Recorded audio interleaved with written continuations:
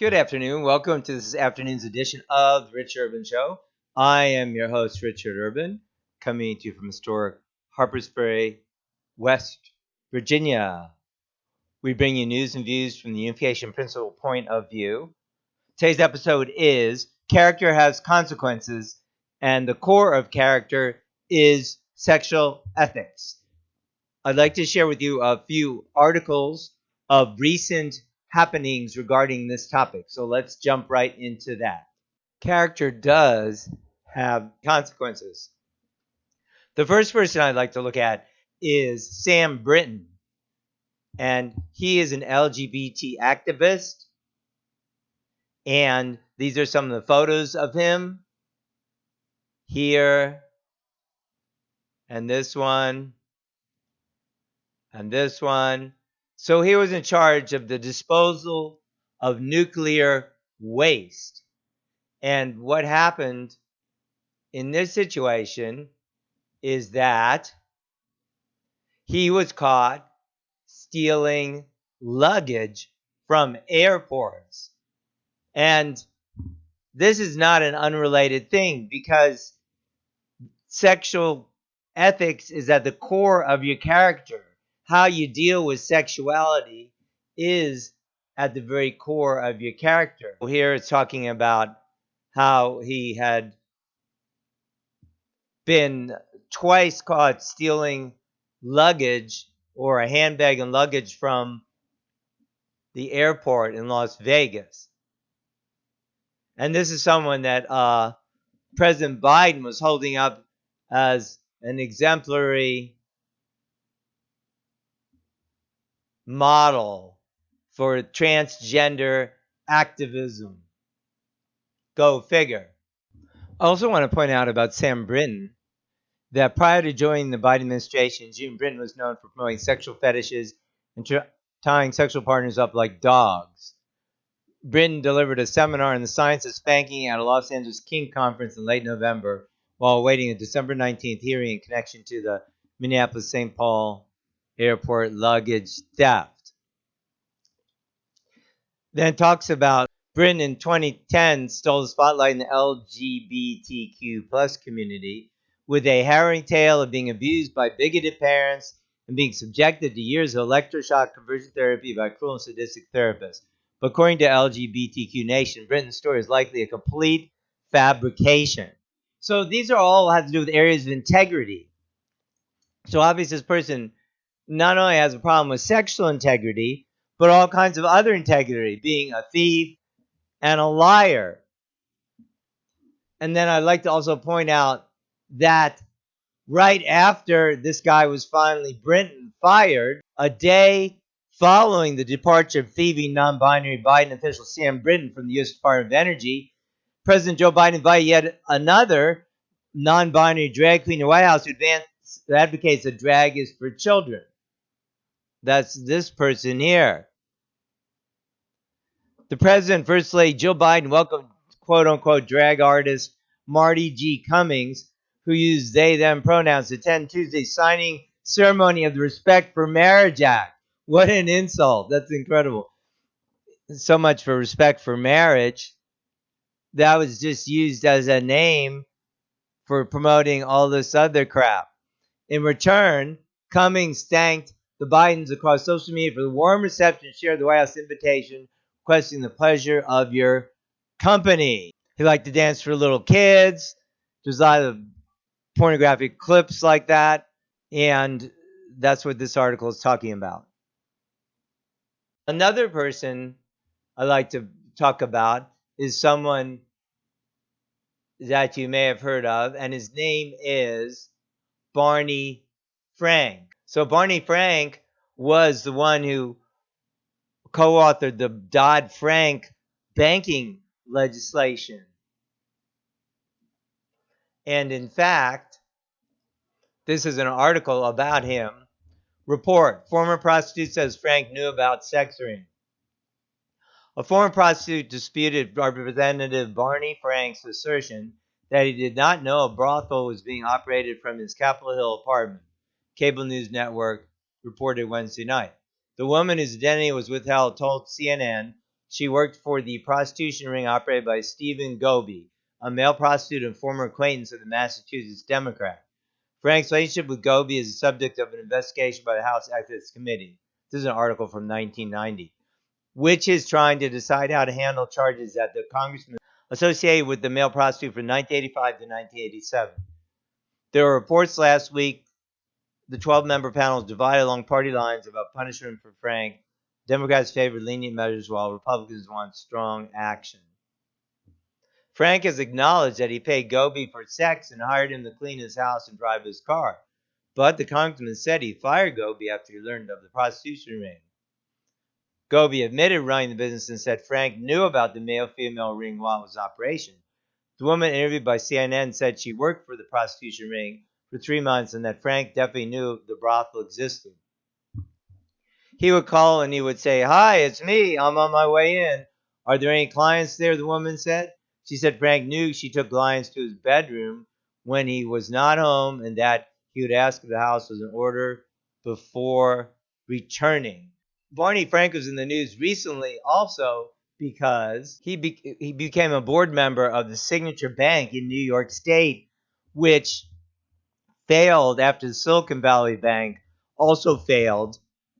And he was a board member on that and then switched his tune. He had switched his tune from banks with $50 billion in assets or more would have to undergo more strict requirements to changing out to $250 billion, thereby letting banks like the one he was on the board of and also Silicon Valley Bank off the hook from more stringent regulations. In other words, he had a conflict of interest. So what's this got to do with the call boy scandal? Well, as I said, sexual ethics is at the core of all your ethics. So if you have bad sexual ethics, then that's going to affect everything you do. The third case I like to point out is the recent murder by a transgender woman who wanted to be a man or was transitioned to be a man, quote unquote, Audrey Hale at the Covenant Church School in Nashville, Tennessee. So tragically, we see that those sexual ethics of transgenderism, those are inherently violent. Before you jump up and down in your seat or anything like that, or wherever you are, it is, because isn't it a violent thing to change your sex when God has created you and then you're saying no? You know, you're basically thumbing your nose at God and you say, no, I'm somebody else. That's not me. And we know that actually people who do these things, sometimes there's actually literally sexual abuse in those who identify as lesbian or gay men as well, because a cause in many cases of the same-sex attraction is the fact that there was abuse at a young age. In any case, it is a violent thing, and people encouraging that, you know, changing your sex or having mutilating surgery on your sexual parts is violent in itself. And tragically, this led to, in this case, to this tragic shooting. And here is it saying, we don't know all the details of Audrey's descent into madness, but suicidal ideation among people who suffer from transgender ideation can be over 80%, and as many as half reportedly attempt suicide. Audrey's message shows that she's trying to kill herself. That's what many mass shooters set out to do. It's impossible to detach Audrey's crimes from the suicide rates caused by transgender ideation and the role of gender-affirming care in propping them up. This is interesting because that's just the opposite of what they're saying. They're saying if you don't let your child transition, they might kill themselves, when the fact of the matter is, if they're going through with these mutilating surgeries and these drug therapies, then that makes them much more likely to be suicidal, like this murder Audrey was, Audrey Hale. Finally, I'd like to talk about NAMBLA, the North American Man-Boy Love Association. You may have not heard of that. But for those who are a little older, like I am, this organization was formed in 1978. And around the early 80s, that was a thing. Now, what does this organization do? It promotes pedophilia, is what it does. Relationships between older men and boys. And that it's okay to have, first of all, these are same-sex relationships, although they could be opposite-sex relationships as well. They support that. And between minors and adults. And their goal is to make that legal and accepted. And that's what their mission is. And they were very upfront, like in the late 70s, early 80s. Now you don't hear about them. Why? Because that's bad for the promotion, quote unquote, of the whole homosexual agenda. We don't want, to think that men might want sex with boys. No, that wouldn't be good for publicity. So this is another case I want to point out of what is going on in our society. I'd like to contrast the examples we just shared with this quote from Reverend Sun Myung Moon, which was posted in the Daily Inspiration. How did the devil bring about the fall? Posted March 21st, 2023. This quote is from Chun Sung Young, 1261. This is from the words of Reverend Sun Myung Moon. How did the devil bring about the fall? Through the fruit of the tree of knowledge of good and evil. Where did they cover themselves after eating the fruit? Did they cover up their mouths or their hands? Didn't they cover up the sexual parts of their bodies? This became the seed that sowed evil. They fell before they had fully matured while they were still adolescents. As the lineage of humankind in world history stemmed from this act, in the last days the phenomenon of such relationships will thrive. The time will come that across the world young people will destroy the ethics of love. They will hide in the shadows just like Adam and Eve and have no fear of heaven. That will be the time when the era of Satan's worldwide dominion will come to the earth. That is when we will be faced with the iron hammer of God. In my comments here, Richard, I would say that we're experiencing this right now. I explained in Saturday's forum that we need to have a parent-driven grassroots movement to teach sexual abstinence before marriage to our youth. I also said that we need to understand the unification principle. So we see in the quote from Reverend Moon that the original act of inappropriate sex in the Garden of Eden was really an act of violence, at least artistically, against God and his will. And that kind of violence against God in the sense of sexual integrity has continued. So we're really seeing like what you could call a riot of bad sex. And I'm not just talking about transgenderism or homosexual sex, but all kinds of sexual relationships that are not within marriage, that are not faithful relationships. And that's what God ordains in Genesis 1:28. So Ramu mentions the hammer of God. What does that mean? It's not clear. But if you think about it, this is like the hammer of God, that we're now subject to this insane destruction of good sexual morals. So as people of goodness, we have to absolutely fight against that.